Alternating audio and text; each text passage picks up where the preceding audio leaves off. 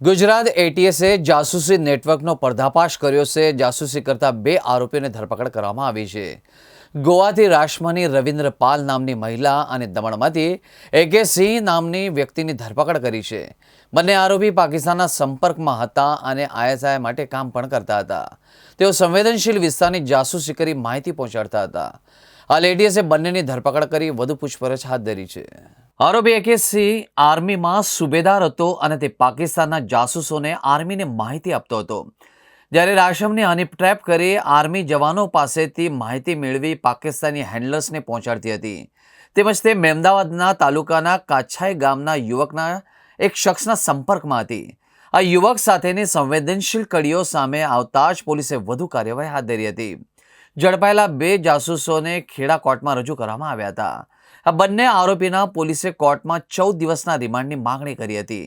જોકે કોર્ટે આરોપીના 12 દિવસના રિમાન્ડ મંજૂર કર્યા હતા। આ સમગ્ર કેસમાં એટીએસે કુલ 9 આરોપીઓ વિરુદ્ધ ફરિયાદ દાખલ કરી છે, જે પૈકી 2 આરોપીઓને ઝડપી પાડવામાં આવ્યા છે।